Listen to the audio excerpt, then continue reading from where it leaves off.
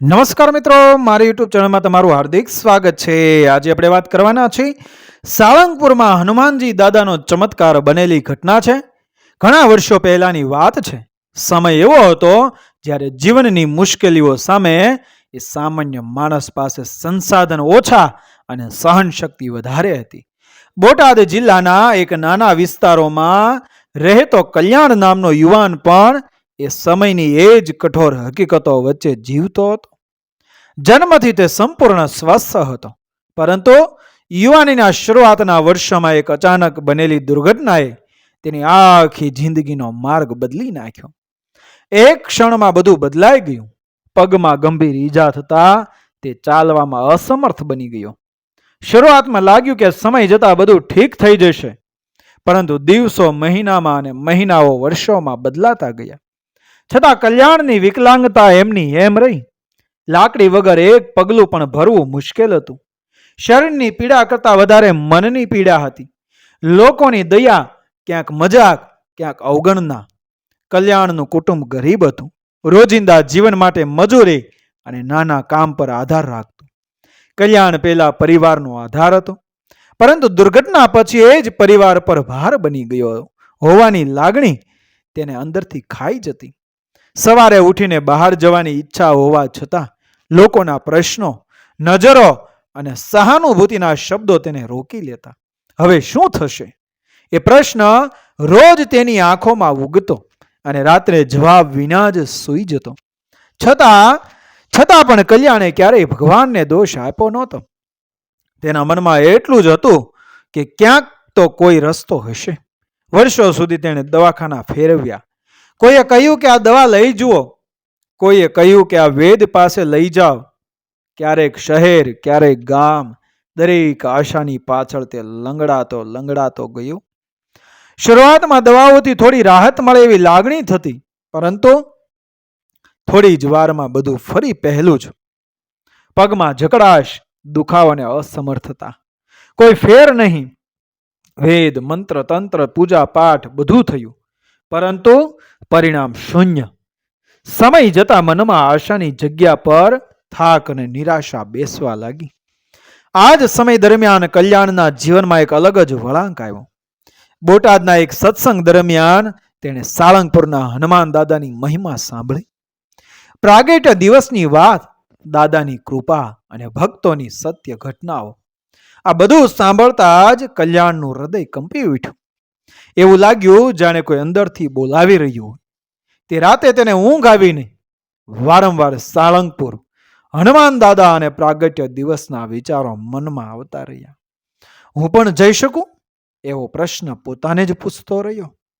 બીજા દિવસે તેણે મનમાં એક નિશ્ચય કરી લીધો કે હવે દવાઓ નહીં, હવે માત્ર ભક્તિ. વર્ષો સુધી શરીર માટે પ્રયત્ન કર્યો હતો, હવે આત્મા માટે પ્રયત્ન કરવાનો સમય આવ્યો હતો. સાળંગપુર જવાની વાત તેણે પરિવારને કરી. શરૂઆતમાં બધાએ તેને રોક્યો. ચાલી શકતો નથી, આટલો લાંબો રસ્તો તું કેવી રીતે જઈશ? કોઈએ પૂછ્યું. કોઈએ કહ્યું આ બધું ખાલી માન્યતાઓ છે.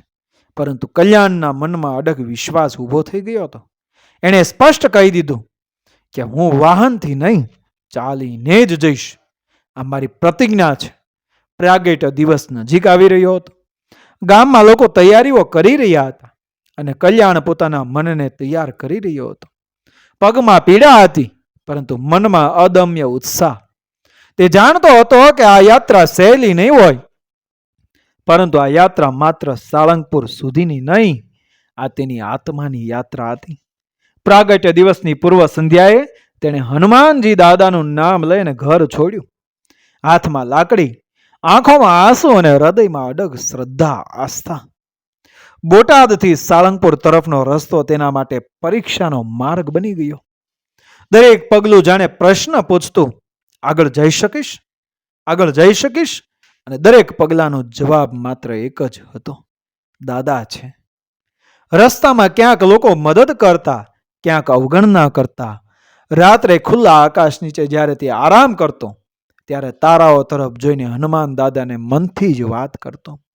હું કંઈ માંગતો નથી દાદા, ફક્ત તમારા ચરણોમાં પહોંચવા દો. આ રીતે દુઃખ, સંઘર્ષ અને અડગ ભક્તિ સાથે કલ્યાણની યાત્રા આગળ વધતી રહી. સાળંગપુર હજી દૂર હતું, પરંતુ હવે કલ્યાણની અંદર કંઈક બદલાઈ ગયું હતું. શરીર ભલે અશક્ત હતું, પરંતુ મન અડગ અને શ્રદ્ધાથી ભરપૂર બન્યું હતું. અને આ જ શ્રદ્ધા આગળ ચાલીને એક અદ્ભુત ઘટનાનો પાયો બનવાની હતી. બોટાદથી શરૂ થયેલી કલ્યાણની યાત્રા હવે માત્ર રસ્તો પાર કરવાની બાબત રહી નહોતી. તે તેના અંતરના દ્વાર ખોલતી એક કઠોર સાધના બની ગઈ હતી. દરેક પગલા સાથે પગમાં પીડા વધતી જ હતી, પરંતુ મનમાં કોઈ ફરિયાદ નહોતી. લાકડી પર ભાર આપીને જ્યારે તે આગળ વધતો, ત્યારે તેના હોઠ પર સતત હનુમાનજી દાદાનું નામ ફરતું રહેતું. ક્યારેક રસ્તાની બાજુ ઉભેલા લોકો અચંબાથી તેને જોયા કરતા, તો ક્યારેક કોઈ અજાણ્યો માણસ પાણીનો ઘડો આગળ ધરી દેતો. એ ક્ષણોમાં કલ્યાણને એવું લાગતું કે દાદા પોતે જ કોઈને મોકલીને તેની યાત્રા સરળ બનાવી રહ્યા છે. દિવસ ઢળતો ગયો. સૂર્ય લાલ ગોળ બની અને આકાશના કિનારે સરકતો ગયો. અને કલ્યાણે રાત્રિ માટે ખુલ્લા આકાશ નીચે પોતાનો આધાર લીધો. રાત્રે ઠંડી હવા વહેતી રહી હતી. પગમાં દુખાવો હતો, પરંતુ મનમાં અજીબ શાંતિ હતી. તારાઓથી ભરેલા આકાશને નિહાળતા કલ્યાણે આંખો મીચી અને હૃદયપૂર્વક પ્રાર્થના કરી કે હે દાદા, હું અહીં સુધી પહોંચ્યો છું. હવે બાકીનો રસ્તો પણ તમારી કૃપાથી જ પૂરો થશે. એ રાત્રે તેને ઊંઘ આવી, પરંતુ એ ઊંઘ સામાન્ય નહોતી. સપનામાં તેને એક વિશાળ પ્રકાશ દેખાયો, અને એ પ્રકાશની વચ્ચે એક દિવ્ય આકાર ઊભો હતો.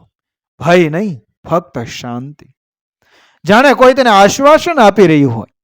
સવારે આંખ ખુલતા જ તેના મનમાં અદમ્ય ઉત્સાહ જાગી ઉઠ્યો. બીજા દિવસે વહેલી સવારે ફરી યાત્રા શરૂ થઈ. પગ થાકી ગયા હતા, શરીર થરથરતું હતું, પરંતુ હવે એ દાદાનું ધામ સાળંગપુર નજીક હોવાનો અનુભવ થતો હતો. જેમ જેમ મંદિરની સીમા નજીક આવતી ગઈ, તેમ તેમ હૃદયની ધડકન તેજ થતી ગઈ. અને અચાનક દૂરથી મંદિરના શિખર દેખાયા, અને એ દ્રશ્ય જોઈને એ કલ્યાણ ત્યાં જ થોભી ગયો. આંખોમાં અશ્રુ આવી ગયા. વર્ષોની પીડા, સંઘર્ષ અને પ્રાર્થનાઓ એક સાથે યાદ આવી ગઈ. તેણે જમીન પર બેસીને મંદિર તરફ નમન કર્યું અને ધીમેથી કહ્યું કે હે દાદા, હે દીનાનાથ, હું આવી ગયો. સાળંગપુરની પાવન ધરામાં પગ મૂકતા જ તેને કંઈક અલગ જ અનુભવ થયો. જાણે જમીનમાંથી જ શક્તિ વહેતી હોય. મંદિર તરફ જતા રસ્તે હજારો ભક્તો ઉમટી પડ્યા હતા. પ્રાગટ્ય દિવસની ઉજવણીના કારણે સમગ્ર વાતાવરણ ભક્તિ રસથી છલકાતું હતું. શંખનાદ, ઘંટનાદ અને હરિનામના સ્વરો હવામાં ગુંજતા હતા. કલ્યાણ ધીમે ધીમે આગળ વધતો મંદિરના પ્રાંગણમાં પહોંચ્યો. ત્યાં પહોંચતા જ તેણે પોતાની લાકડી બાજુમાં મૂકીને સીધા દાદાના ચરણોમાં ઢળી પડ્યો. શબ્દો ન હતા, ફક્ત આંસુ હતા. આરતી શરૂ થઈ. દીવો ફરતો હતો, પ્રકાશ ફેલાતો હતો, અને કલ્યાણની આંખો દાદાના સ્વરૂપ પર સ્થિર થઈ ગઈ હતી. તે ક્ષણે આસપાસની દુનિયા માટે તેનો કોઈ અસ્તિત્વ નહોતો, માત્ર તે અને એના આરાધ્ય.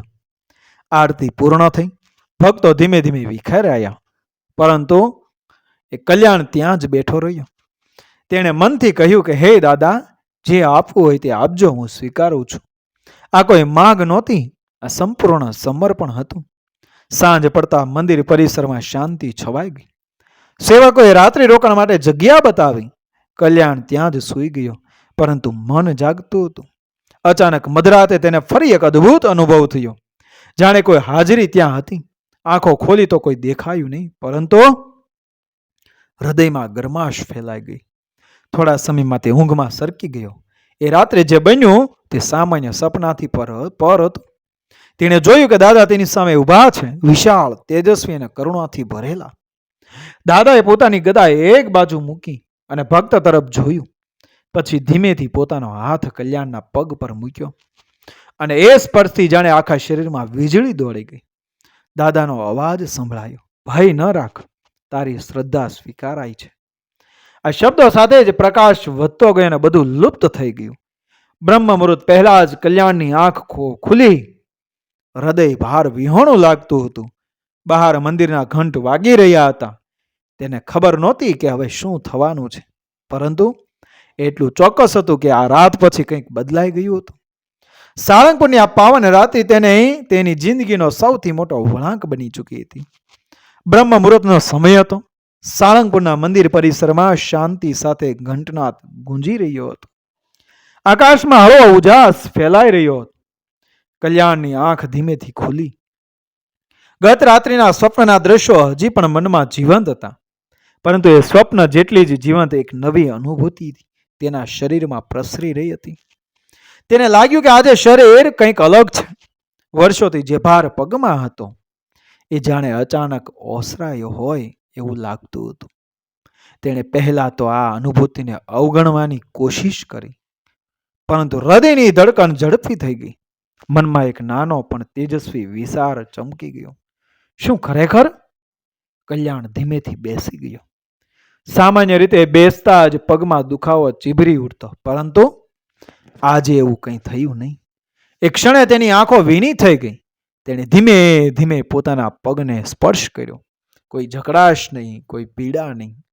વર્ષોથી જે દુખાવા સાથે તેણે જીવન જીવ્યું હતું એ જાણે રાતોરાત ઓગળી ગયું હતું. હવે તેની શ્વાસ ઝડપથી ચાલી રહી હતી. તેણે પોતાને સંભાળતા કહ્યું, શાંતિ રાખ કલ્યાણ. તેણે બાજુમાં પડેલી લાકડી તરફ નજર કરી. વર્ષો સુધી જે લાકડી તેના જીવનનો આધાર બની હતી, આજે પહેલી વાર તેની જરૂર ન હોવાની લાગણી જાગી. હિંમત ભેગી કરીને તે ઊભો થવાનો પ્રયત્ન કરે છે અને એક ક્ષણ માટે શરીર થંભે છે, પરંતુ પછી તે સીધો ઊભો થઈ જાય છે. કોઈ સહારો નહીં, કોઈ લાકડી નહીં. તેના પગ જમીન પર મજબૂતીથી ઊભા હતા. પ્રથમ પગલું ભરતા તેની આંખો આશ્ચર્યથી પહોળી થઈ ગઈ. દુખાવો નહોતો. બીજું પગલું હજી પણ કંઈ નહીં. ત્રીજું પગલું ભરતા જ તે સ્થિર થઈ ગયો. આંખોમાંથી આંસુ વહેવા લાગ્યા. તે ત્યાં જ ઊભો રહી અને હનુમાનજી દાદાના નામ બોલતો રહ્યો. વર્ષોની પીડા, અપમાન અને સંઘર્ષ બધું જ આંસુઓમાં ઓગળી ગયું. થોડી જ વારમાં તે મંદિરના પ્રાંગણમાં ચાલવા લાગ્યો. કોઈ લાકડી નહીં, કોઈ અચકચાટ નહીં. જે ભક્તો વહેલી સવારે દર્શન માટે આવ્યા હતા તેઓ અચંબામાં પડી ગયા. કેટલાકે પૂછ્યું કે આ ભાઈ તો એ ગઈકાલે લાકડીના સહારે હતા ને? કોઈ આશ્ચર્યથી મોઢું ઢાંકી લીધું. વાત ધીમે ધીમે ફેલાવા લાગી. સેવકો ત્યાં પહોંચ્યા. તેમણે કલ્યાણને પૂછ્યું. ત્યારે તેને રડતા રડતા આખી ઘટના કહી અને બોટાદથી ચાલીને આવવાની યાત્રા, વર્ષોની વિકલાંગતા, રાત્રે થયેલું સ્વપ્ન અને સવારની અદ્ભુત અનુભૂતિ. સેવકો તેના દાદાના ચરણોમાં લઈ ગયા. અને કલ્યાણે ફરી માથું ટેકવ્યું. આ વખતે તેના આંસુ દુઃખના નહોતા, આંસુ હતા આનંદ અને કૃતજ્ઞતાના હતા. તેણે કહ્યું, દાદા, તમે મને માત્ર ચાલવાની શક્તિ નથી આપી, તમે મને નવી જિંદગી આપી છે. મંદિર પરિસરમાં વાત આગની જેમ ફેલાઈ ગઈ. ભક્તો એક પછી એક આવીને તેને જોવા લાગ્યા. કોઈ હાથ જોડતો, કોઈ આંખ ભીની કરતો. સાળંગપુરની પાવન ધરા પર એ દિવસે એક જીવતા ચમત્કારની સાક્ષી બની. અને થોડા સમય પછી કલ્યાણ બોટાદ પરત ફર્યો. જ્યારે તે ગામમાં લાકડી વગર સીધા પગે ચાલતો પહોંચ્યો, ત્યારે સૌ કોઈ અચંબામાં પડી ગયું. જે લોકો ક્યારેક તેની મજાક ઉડાવતા હતા એ જ લોકો આજે નમન કરવા લાગ્યા. કલ્યાણે કોઈ સામે ગર્વ કર્યો નહીં. તેણે માત્ર એટલું જ કહ્યું કે આ બધું મારી શક્તિ નથી, આ તો દાદાની કૃપા છે. ત્યાર પછી તેની જિંદગી સંપૂર્ણ બદલાઈ ગઈ. હવે તે પોતાના જીવનનો દરેક દિવસ હનુમાન દાદાની ભક્તિમાં જીવવા લાગ્યો. જ્યાં પણ તક મળે તે પોતાની કહાની લોકો સુધી એ પહોંચાડતો, જેથી કોઈ નિરાશ મનને આશા મળી શકે. આ ઘટના માત્ર કલ્યાણના જીવનનો ચમત્કાર નહોતી, આ સાળંગપુરની એ ધરાની મહિમાનો પુરાવો હતી. આ ઘટના કહે છે કે જ્યારે માણસ બધા રસ્તા બંધ થઈ જાય પછી પણ શ્રદ્ધાનો રસ્તો પસંદ કરે છે, અને ત્યારે ભગવાન જાતે માર્ગ બની જાય છે. સાચી ભક્તિ, નિષ્કપટ શ્રદ્ધા અને અડગ વિશ્વાસ, આ ત્રણ મળે તો અશક્ય પણ શક્ય બની જાય છે. આજે પણ એ સાળંગપુરમાં આવનાર હજારો ભક્તો એ આ વાતનો અનુભવ કરે છે કે હનુમાન દાદા આજે જીવંત છે, સાંભળે છે અને પોતાના ભક્તને ક્યારેય એ ખાલી હાથ પાછો મોકલતા નથી. મિત્રો, વિડીયો પસંદ આવ્યો મારી ચેનલ સબસ્ક્રાઈબ કરો, ફોલો કરો, શેર કરો. મળીએ આવી જ ઘટનાને પ્રેરણાદાયક વાર્તાઓ સાથે આગળના વિડીયોમાં. બન્યા રહેજો મારી ચેનલ સાથે. જય શ્રી કૃષ્ણ, રાધે રાધે, જય માતાજી, જય હનુમાનજી દાદા.